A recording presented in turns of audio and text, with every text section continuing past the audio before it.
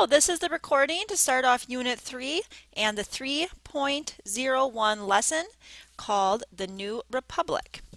Although the ratification of the Constitution gave the United States a solid democratic foundation, this was not enough to assure the new nation's success. How did the United States make the transition from shaky colonial confederation to stable unified country? A strong but flexible system of government was one answer. A sound financial plan was another. But the real strength of the new republic hinged on its leaders, especially George Washington, who is called the father of his country for some very compelling reasons. The Revolutionary War was over. The new nation was growing. A world-changing constitution had been ratified, and an extraordinary leader had assumed the presidency. Now it was time to get the new government up and running. Okay, goals for today's lesson. List examples of the individual rights guaranteed by the Bill of Rights. Identify the first four presidents and the major issues and events of their administrations. Describe the major goals and elements of Hamilton's financial plan.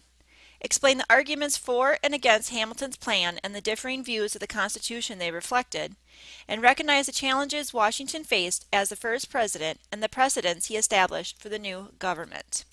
Don't forget to go to lesson resources and your materials. You need the reading guide, lesson answer key, and A New Nation, the American Republic.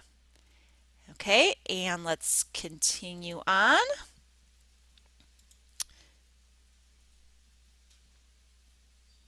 And we complete the warm-up, Washington, Nothing But the Truth. Read textbook, complete the reading guide, complete the Like Money in the Bank activity, and complete the checkpoint. All right, so let's look at this warm-up activity. The words father of our country, our first president, and commander-in-chief all describe George Washington. Many others do too. Think you know a lot about George Washington? Complete the questionnaire to highlight what's true and what's false about this patriot. Okay, so let's look at our warm-up activity. Here are some statements about George Washington, who is known for his honesty. Can you separate the facts from the myths? Select the correct answer and learn the truth and additional facts about George Washington. George Washington was born in a British colony. That's true. America was a British colony at the time. Okay, continuing on. As a boy, Washington learned the importance of telling the truth after he chopped down his father's cherry tree. Well, that's just kind of a myth. It was made up after Washington's death, reportedly by a man named Mason Weems. Washington made only one trip outside the United States, and that's true. He went to Barbados with his brother and contracted smallpox while he was there. Washington married Martha Dandridge Custis in 1759. She gave birth to 3 children in the next 6 years. And that's false. They never had children of their own. She was a widow with 2 children when she married George Washington. George Washington became commander-in-chief of the Continental Army during the French and Indian War. Okay, and that's false. He served in the French and Indian War, but became commander-in-chief of the Continental Army in the American Revolution. In 1777, Washington and the Continental Army wintered in Valley Forge, where they suffered greatly. And that is true. And we learned about that, how he stayed with his soldiers to make sacrifices so he would see the same sacrifices that they did. Washington led his troops to victory over British General Cornwallis at Yorktown, effectively ending the Revolutionary War. And that is true, but the Treaty of Paris, which officially ended the war, was not signed until 2 years later. George Washington was a delegate to the Constitutional Convention, which produced the document that replaced the Articles of Confederation. And that is true. During Washington's 2 terms as president, the capital was located in 3 different places. That's true. It was first in New York, Philadelphia, and then Washington, D.C. One of the personal problems Washington had during his presidency was getting used to his wooden teeth. And that's false. Just one of those myths, once again, about Washington. Okay, and that was the last one. So we're done with the warm-up. Now we can begin with the textbook reading. So going on to the Federalist era. On April 16, 1789, George Washington left his plantation at Mount Vernon, Virginia, for the 8-day journey to the nation's temporary capital in New York City. He faced a task more frightening to him than battle. His countrymen had chosen him to be the first president of the United States. All along Washington's route, Americans gathered to cheer the hero of the Revolution and their president. In Alexandria, citizens honored him at a public dinner. In Baltimore, the 1st Maryland Infantry escorted him through the city streets. Near Philadelphia, he rode through triumphal arches erected in his honor. In Trenton, local residents decorated the bridge where Washington's troops had resisted the British Army in 1777. Young women in flowing white robes tossed flowers along the new president's parade route and sang a ballad composed in his honor. As he arrived in Manhattan by barge, Washington was greeted by the salute of cannons and the clamor of church bells, while along the waterfront thousands of citizens cheered. On April 30th, 1789, Washington stepped out onto the balcony of the Federal Hall, a restored and newly named brick building on Wall Street. Robert Livingston, Chancellor of the State of New York, administered the oath of office. When the brief ceremony was finished, Livingston called out to the crowd, "Long live George Washington, President of the United States!" The people roared their approval. So began what many historians call the Federalist era, the years embracing the administration of George Washington and the second President John Adams. The Federalist era is best remembered as a time when Americans successfully launched their bold new experiment in Republican government. In the spring of 1789, Washington, his administration, and the 6 members of the First Congress faced a daunting task, transforming a bare-bones plan for the new nation into a working government. Fortunately, Washington's administration included some remarkable and brilliant men. Many had led the struggle to win independence and write a new constitution, including John Adams, Thomas Jefferson, James Madison, and Alexander Hamilton.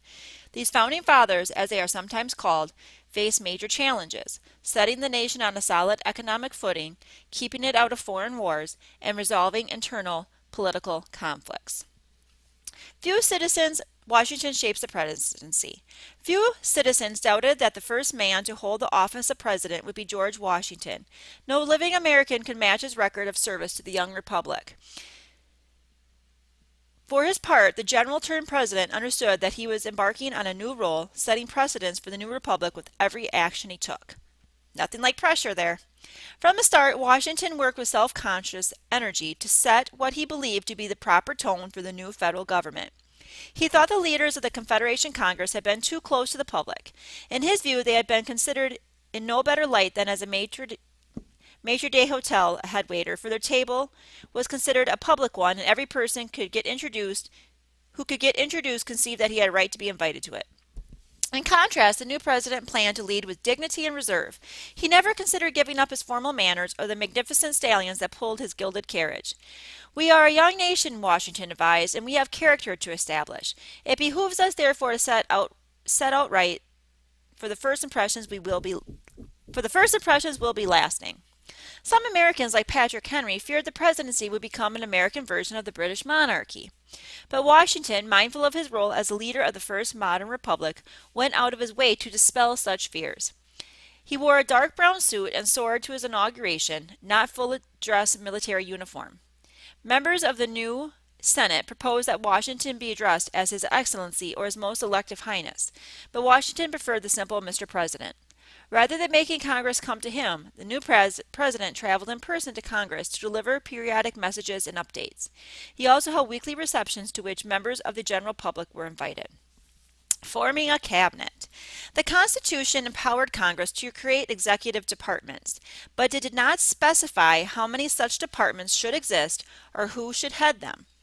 Congress began by creating 3 departments: Foreign Affairs, later changed to State, Treasury, and War.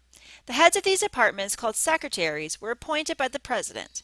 It was also decided after some debate in Congress that the president had the power to dismiss and replace those officials. Washington established a precedent by regularly convening his secretaries of state, war, and the treasury as his chief advisors. These advisors became known as the president's cabinet. Also in the original cabinet was the attorney general, the government's chief lawyer, appointed by the president.